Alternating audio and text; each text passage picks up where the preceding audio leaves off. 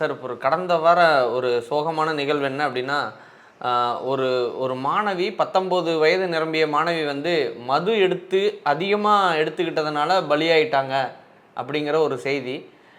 இந்த கலாச்சாரம் எப்படிப்பட்டதா இருக்கு அப்படிங்கிறது நீங்க எப்படிங்க சார் பார்க்குறீங்க? அதாவது இது இந்த இளைஞர்கள் வந்து இந்த மாதிரி மது அருந்துறத வந்து ஒரு பெரிய கௌரவமான ஒரு விஷயமா அவங்க எடுத்துக்கிட்டு பப்பு இந்த மாதிரி ஒயின்ஸ் பல இடங்களில் வந்து போகிறது, பார்ட்டியில் கலந்துக்கிறது அப்படின்னு இப்போ அந்த கலாச்சார சீர்கேடு வந்து வந்துக்கிட்டே இருக்குது. அதில் முக்கியமாக பார்த்திங்கன்னா மதுவிலக்கு சட்டம் 1937 படி 21 இயர்ஸ் 21 வயசு முடிஞ்சவங்களுக்கு மட்டும்தான் மது விற்க முடியும், மது வந்து கொடுக்க முடியும். இலவசமாகவோ இல்லை இந்த ஒரு கிஃப்டாவோ அது பண்ண முடியும். அது தவிர்த்து யாராவது அந்த மாதிரி செய்யும்பொழுது அவங்களுக்கு வந்து 1,00,000 ரூபா அபராதம், 3 வருஷம் ஜெயில் தண்டனை கூட உண்டு. அது யாராவது பெரியவங்க செஞ்சாலோ இல்லை சின்னவங்க செஞ்சாலோ. அது மாதிரி 21 வயசுக்கு உட்பட்டவங்க இந்த வேலையை அவங்கள வலுக்கட்டாயமாக செஞ்சால் சிறார் சீர்திருத்த பள்ளியில் அடைக்கிறது கூட வாய்ப்பு உண்டு. இதை முதல்ல தெரிஞ்சுக்கணும். இது ரொம்ப துயரமான சம்பவம் தான். அந்த பெற்றவங்களுக்கு வந்து எப்படி இருக்கும், எவ்வளோ வயிறு எரிஞ்சிருக்கும் இந்த மாதிரி இறந்து போனதை நினச்சி. அதுவும் இந்த மாதிரி ஒரு விஷயத்தில் மது அருந்தி இறந்து போனது வந்து அவங்களால நம்பவே முடியாது. ஏன் பொண்ணா இப்படி அப்படின்ற மாதிரி தான் இருக்கும். ஒவ்வொருத்தவங்களுக்கும் அப்படி தான் இருக்கும். தங்களுடைய குழந்தைகள் வந்து சிறப்பானவங்க, உலகத்திலே சிறந்தவங்க அப்படின்ற மாதிரி தான் அவங்களுக்கு எண்ணங்கள் இருக்கும். ஆனால் அவங்க என்ன செய்கிறாங்கன்னு கண்காணிக்க வேண்டியது பெற்றோர்களுடைய கடமை. அந்த கடமையை வச்சு தான் நீங்கள் வந்து நீங்கள் குழந்தைங்களை வந்து வளர்க்கணும். ஏதோ நம்ம பெற்று விட்டோம், அது எப்படியாவது போகுது, நம்ம சொல்கிற பேச்சு கேட்குறதில்ல, அது என்ன நான் சொல்கிற பேச்சா கேட்குது அப்படின்லாம் இருக்கக்கூடாது. சமூக கடமை என்னன்னு நல்ல குழந்தைகளை வந்து பெற்றெடுத்து அவங்கள இந்த உலகத்துக்கு நல்ல சிட்டிசனாக நீங்கள் விட்டுட்டு போகிறது தான் உங்களுடைய ஒரே கடமை. உலகத்தில் வேறு எந்த கடமையும் நம்ம எதுக்காக தோன்றியிருக்கோம், தோன்றி நம்மளுடைய இனத்தை வந்து இந்த இடத்துல விட்டுட்டு தான் நம்ம போகிறோம். அது நல்ல பிள்ளைங்களாக விடணும். இதை மாதிரி பழக்கங்களுக்கு அடிமையாகி நம்ம உயிரோடு இருக்கும்போதே பிள்ளைங்க வந்து இந்த மாதிரி இறந்து போகுது அப்படின்னு நினைக்கும் போது உண்மையிலே ஒரு ரொம்ப சோகமயமான ஒரு விஷயந்தான்.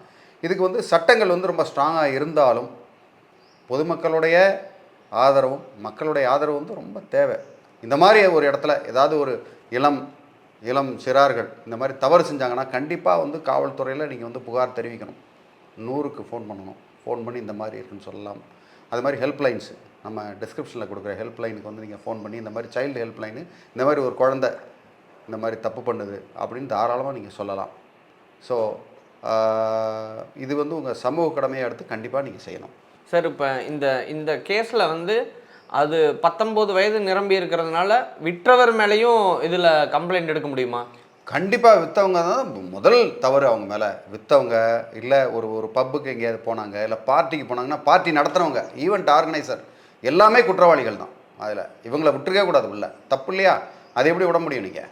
ஸோ இது வந்து எப்படி ஒரு ஆபாச படத்தை வந்து 18 வயது நிரம்பியவர்கள் பார்க்கலாம், சர்டிஃபிகேட்னு கொடுத்துருக்கோ அதே மாதிரி தான் இவங்களுக்கும் 21 வயசு நிரம்பாமல் இவங்கள அதுக்கு அலோவ் பண்ணியிருக்கக்கூடாது அந்த ஈவெண்ட் ஆர்கனைசர்.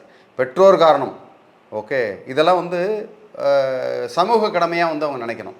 ஐயோ இந்த தப்பு பண்ணால் நம்ம மாட்டிக்குவோம் அப்படின்னு கிடையாது. சமூக கடமையாக எடுத்து பண்ணும்போது தான் இதெல்லாம் நிற்கும். சார் ஒரு பொதுமக்களாக இருந்து பார்க்கும்போது இன்னும் சட்டத்தில் இன்னும் ஓட்டைகள் இருக்கிற மாதிரி தான் இதை கருத முடியுது. ஏன்னா இது இன்று நேற்று நடக்கிற சம்பவமாக இல்லை, பல வருடங்களாக இது போன்ற சம்பவங்கள் இருக்குது அப்படின்னு பார்க்குறோம். ஒரு அட்வொகேட்டாக நீங்கள் எப்படி சார் ஃபீல் பண்ணுறீங்க? அதாவது சட்டம் போட்டு தடுக்கிற கூட்டம் தடுத்து கொண்டே இருக்கிறது ஓகே, அதை உடைக்கிற கூட்டம் உடைச்சி கொண்டே இருக்குது. அதுதான் வந்து உலகத்தில் இப்போது நம்ம பார்த்துக்கிட்டு இருக்க விஷயம். முன்னாடியும் இனிமேல் பார்க்க போகிறதும் அப்படி தான். நீங்கள் என்ன சட்டம் போட்டிங்கனாலும் சமூக கடமையோட ஒரு மனிதன் இல்லைன்னா நீங்கள் வந்து இந்த சமூகம் உருப்புறதுக்குண்டான வாய்ப்பு வந்து ரொம்ப குறைவு தான். அதனால் சமூகத்தில் அவங்களாவே அது திருந்தணும்.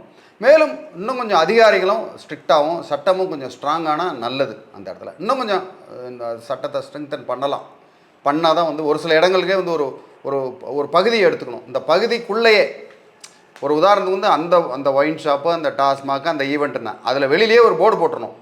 எப்படி வந்து ஒரு சிகரெட் அட்டையில் வந்து இதை சிகரெட்டு பிடிச்சிங்கன்னா உங்களுக்கு நுரையீரல் அதுன்னு அதில் பார்த்தீங்கன்னால பயங்கரமாக இருக்கும் இந்த சிகரெட். அதே மாதிரி இந்த பகுதி 21 வயசு கம்மியார்கள் தடை செய்யப்பட்டதுன்னு நீங்கள் ஒரு பெரிய போர்டு வைக்கணும் அப்படின்னு அரசாங்கம் உத்தரவு போட்டதுன்னா இது ஒரு ஐடியா, என்னோடய ஐடியா. உண்மையிலே அது வந்து சிறப்பாக இருக்கும். பல உயிர்கள் வந்து காக்கப்படும். இந்த மாதிரி பல உயிர்கள் மட்டும் இல்லை, அவங்களுடைய சீரழிவு வந்து தடுக்கப்படும். ஸோ இந்த மாதிரி சீரழிவு வந்து தடுக்கணும்னா நீங்கள் இந்த மாதிரி ஸ்ட்ராங்கான சட்டம் வந்து ஸ்டேட்லேயும் சென்ட்ரல்லையும் போட்டால் தான் நல்லது. மேலும் உங்களுக்கு வேறு ஏதாவது இது சம்பந்தமான ஒரு விதமான ஒரு ட்ரக்கு சம்மந்தப்பட்டதோ இல்லை வேறு ஏதாவது ஒரு தீய பழக்கங்களை கொண்டு சிறார்கள் இருந்தாலோ தாராளமாக நீங்கள் வந்து அதுக்குண்டான அறிவுரைகளை என்னை கேளுங்க. உங்களுக்கு உதவுறது தயாராக இருக்கேன். நன்றி, வணக்கம்.